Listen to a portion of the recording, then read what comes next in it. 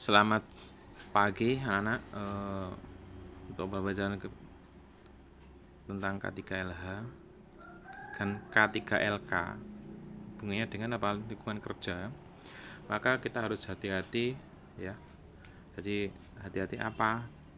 Kalau kita ceroboh nanti akan terjadinya kecelakaan kerja. Kalau K3LH adalah lingkungan hidup. Jadi kita harus peka terhadap lingkungan kita, tidak hanya terpengaruh oleh kerja saja, namun juga harus memperhatikan lingkungan kerja juga, lingkungan hidup juga. Karena bahan elektronik juga banyak mengandung bahan-bahan kimia, ya.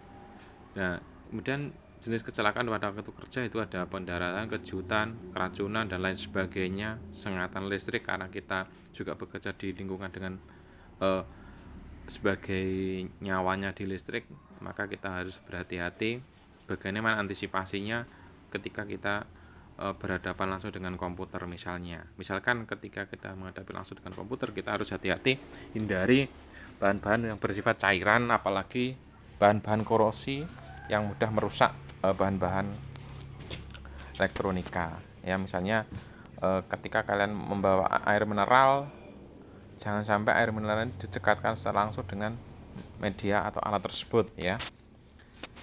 Kemudian di situ ada misalnya selain yang mudah kita amati, misalnya juga menyemprotkan desinfektan, karena bahan desinfektan itu merupakan bahan alkohol yang kadar alkoholnya tinggi, maka kita juga harus hati-hati ya. Memang dilema, kita mau menggunakan alat komputer, namun kalau kita harus menyemprotkan bahan tersebut, maka alat komputer pun juga akan rentan rusak. Makanya apa? Kita adalah sebelum menggunakan komputer harus benar-benar steril ya, atau bersih, sebagai bahasa medis ya. Tidak apa-apa ya. Yang penting kita harus hati-hati setelah pembelajaran. Nanti ketika kita praktek harus memang betul-betul bersih, biar alat kita yang kita pakai secara bergantian juga akan bersih ya. Nanti juga harus sadar. Nah, bagaimana nanti untuk antisipasinya ya? Antara antisipasi kalau kita sedang praktek, untuk misalkan kita membongkar sebuah PC, kita harus menggunakan gelang statis ya, atau memakai alas kaki untuk menghindari sengatan listrik yang besar ya.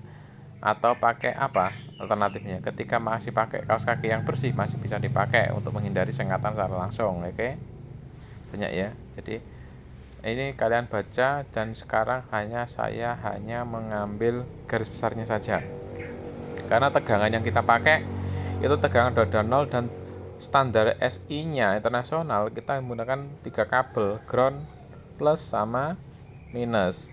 Nah, sementara nanti kalau kita dipakai di sini, kita mengatur standar internasionalnya dengan tegangan 240 sampai 220. Jadi rentangnya 220 sampai 240. Nah, maka dari itu kita harus hati-hati.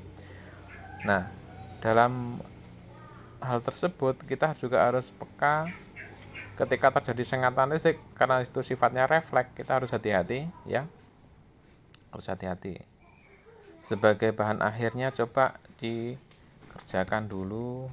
Ini uji kompetensinya yang poin A sama B.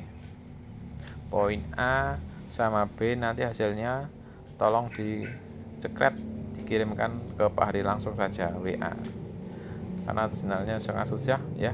Tolong dikerjakan. Ini sudah saya kirimkan kemarin, jadi bisa dibuka kembali. Assalamualaikum warahmatullahi wabarakatuh.